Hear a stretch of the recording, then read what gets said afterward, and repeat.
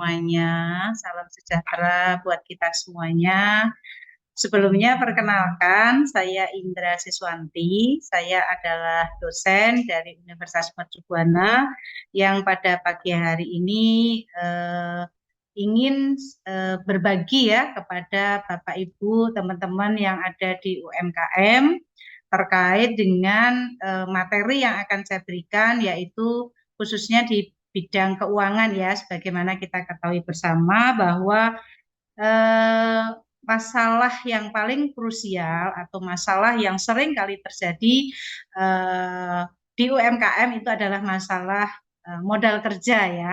Kadang-kadang kita tahu bahwa Bapak Ibu semuanya yang ada di UMKM ini sebenarnya punya potensi ya untuk mengembangkan bakatnya, misalkan memiliki produk barang yang akan dijual, memiliki baik itu ya berpotensi yang sifatnya barang maupun jasa, tetapi Bapak Ibu di sini ada kendala yang namanya modal kerja. Nah itu memang seringkali ya menjadi masalah yang utama bagi para pelaku UMKM. Nah di sini saya ingin memberikan semacam pengetahuan ya, bagaimana caranya kita selaku pelaku UMKM itu untuk bisa mendapatkan kemudahan untuk mengajukan pembiayaan atau mengajukan kredit modal kerja ya, khususnya baik itu pada lembaga bank maupun lembaga keuangan yang non-bank. Baik Bapak Ibu, untuk mempersingkat waktu, saya akan masuk ke PPT ya, Bapak Ibu ya, mohon izin. Baik, Bapak Ibu, di sini saya ada PPT yang ingin saya apa ya? Kita sharing saja ya, Bapak Ibu ya. Jadi di sini saya ingin menyampaikan berbagai jenis pembiayaan modal kerja yang bisa diakses oleh para pelaku UMKM ya. Jadi di sini itu sebagaimana saya meyakini Bapak Ibu itu pastinya juga sudah mengenal ya lembaga keuangan baik yang bank maupun non-bank ya. Hanya di sini saya ingin menyampaikan hati-hati pada saat Bapak Ibu ingin melakukan transaksi tentunya terkait dengan pembiayaan ya atau kredit, baik Bapak Ibu mengakses dari perusahaan bank maupun yang non-bank ya. Nah, di sini kalau di dunia perbankan, saya sangat meyakini Bapak Ibu yang pelaku UMKM tentunya sudah familiar ya dengan dunia perbankan ya. Di sini ada bank-bank yang sifatnya bank umum, yang sifatnya konvensional maupun bank syariah, termasuk di dalamnya adalah BPR ya Bapak Ibu ya. Kenapa di sini saya menyebut BPR atau Bank Perkreditan Rakyat ataupun bank pembiayaan syariah? Karena biasanya pelaku UMKM ini seringkali diribetkan dengan yang namanya syarat-syarat ya. Kalau kenapa saya nggak mau minta kredit di bank besar, misalkan macam ya Bank Mandiri atau Bank BCA. Nah, di sini terkadang pelaku UMKM itu sering dihadapkan dengan yang namanya syarat-syarat ya. Terlebih di endingnya itu minta yang namanya jaminan gitu ya. Nah akhirnya yang namanya pelaku UMKM sudah deh saya potong kompas aja, saya mau pilih pembiayaan yang nggak ribet gitu ya. Nah perlu Bapak Ibu ketahui di sisi lain ada plus minusnya ya Bapak Ibu ya. Kalau Bapak Ibu memilih pembiayaan atau minta kredit ke bank besar ya, misalkan bank umum itu macam BCA, misalkan seperti Bank Mega ataupun Bank Syariah ya, Bank Muamalat ataupun ke BSI. Memang di awal barangkali Bapak Ibu memang diribetkan dengan yang namanya syarat-syarat. Tapi termasuk di sini adalah minta jaminan ya Bapak Ibu ya. Kadang-kadang memang syaratnya itu adalah minta jaminan. Tetapi di sini Bapak Ibu sebenarnya ada diuntungkan dengan tingkat suku bunga. Tingkat suku bunga itu biasanya kalau bank-bank besar itu akan lebih ringan, lebih kecil gitu ya. Sehingga sesuai dengan kemampuan atau daya kemampuan si para pelaku UMKM itu untuk mengangsur baik cicilan pokok maupun pembayaran bunga. Namun seringkali yang namanya pelaku UMKM ini kan nggak mau ribet. Udahlah Bu, saya ribet ini di depan ini harus inilah itulah, belum nanti bank checking dan lain sebagainya. Udah deh saya pakai aja yang nggak ribet nih, misalkan yang nggak pakai jaminan. Itu juga menjadi pilihan ya. Itu sah-sah saja. Contoh misalkan BPR kadang-kadang dia tidak meminta jaminan. Tetapi jangan salah Bapak Ibu, ada kemudahan, namun ada yang agak memberatkan. Misalkan apa? Tingkat suku bunganya biasanya agak lebih tinggi dibandingkan dengan yang agak ribet tadi.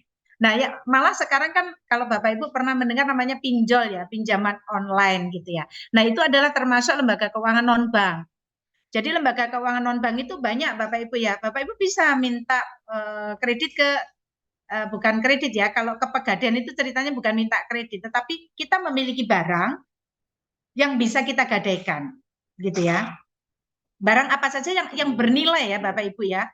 Jadi contohnya kita punya emas, kita misalkan punya sertifikat tanah, itu bisa kita gadaikan ya. Nah, terlebih-lebih itu adalah pinjaman online ya. Seringkali kalau kita lihat pinjol ya Bapak Ibu ya. Nah, seringkali kalau Bapak Ibu pernah mendengar kemarin itu pinjol itu sampai apa ya? Membuat si peminjam itu tercekek ya, artinya di situ dia kena tingkat suku bunga yang tinggi, bahkan itu berbunga yang sifatnya kumulatif. Jadi Bapak Ibu mesti berhati-hati. Atau ada lagi yang namanya koperasi ya Bapak Ibu ya. Koperasi itu sebetulnya memudahkan, tapi tentunya kita harus menjadi anggota dan jumlah pinjaman pun tidak bisa sebesar yang kita inginkan ya, dari anggota untuk anggota, tentunya sesuai dengan kemampuan si koperasi tersebut. Jadi itu lembaga-lembaga keuangan yang bisa Bapak Ibu sasar, baik untuk kita melakukan pinjaman plus minus tadi ya Bapak Ibu ya. Yang ada yang ribet konsekuensinya bunganya tinggi, yang tidak ribet konsekuensinya bunganya tinggi. Nah, seperti itu.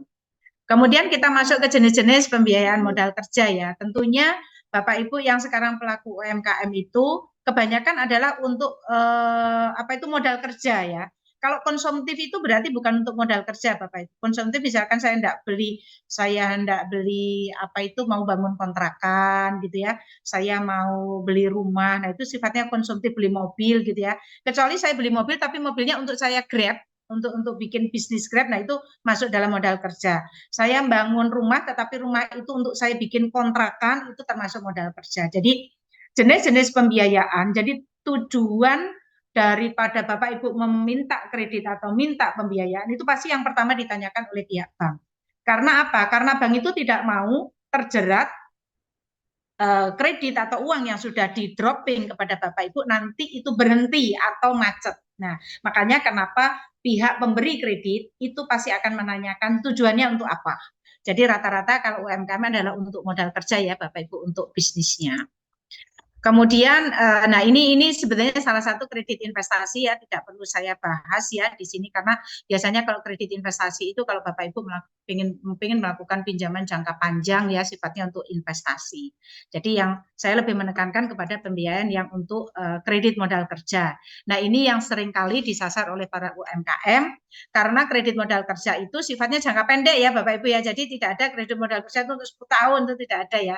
Jadi kredit modal kerja biasanya berakhir 1 tahun, paling lama itu 3 tahun.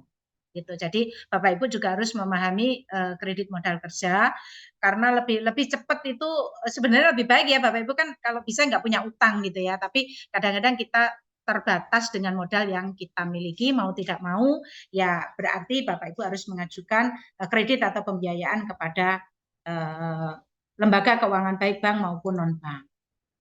Nah, ini adalah yang terakhir ini Bapak Ibu ya, syarat-syarat untuk mengajukan pinjaman baik tadi ke bank ya, termasuk BPR.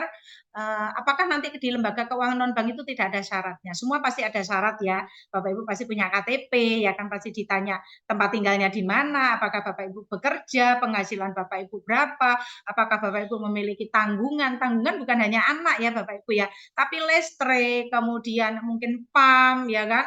Nah, itu menjadi juga akan dihitung oleh bank, sehingga berapa sih biaya yang sudah dikeluarkan, kira-kira uang itu masih tersisa berapa.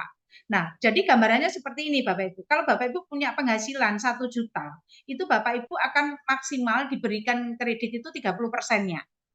Jadi dilihat dari penghasilan Bapak Ibu. Itu kalau kreditnya yang Bapak Ibu punya pekerjaan tetap. Kalau saya tidak punya pekerjaan tetap, tetapi saya memiliki bisnis, itu akan dihitung adalah omsetnya. Omsetnya berapa satu bulan? 10 juta. Nah, berarti Bapak Ibu akan diberikan maksimal misalkan 3 juta. Kalau omset Bapak Ibu 100 juta, Bapak Ibu akan bisa menikmati misalkan 30 sampai 40 juta. Jadi tergantung nanti kalau Bapak Ibu punya bisnis, usaha, omsetnya yang dilihat. Nah, kalau Bapak Ibu memilih tadi lembaga keuangan baik non-bank maupun bank, itu konsekuensinya adalah di jaminan dan tingkat suku bunga. Jadi itu adalah pilihan alternatif bagaimana Bapak Ibu bisa mendapatkan pembiayaan atau kredit modal kerja, baik itu di lembaga keuangan bank maupun non-bank. Jadi itu yang bisa saya sampaikan kepada Bapak Ibu pelaku UMKM. Pesan saya, hati-hati pada saat nanti Bapak Ibu sebelum menentukan pilihan, saya akan menyasar melakukan pembiayaan baik di bank maupun di lembaga keuangan non-bank, segala sesuatunya pasti dipikirkan dengan masak-masak. Itu pesan saya, tetap semangat, sukses selalu untuk Bapak Ibu pelaku UMKM. Terima kasih. Assalamualaikum warahmatullahi wabarakatuh.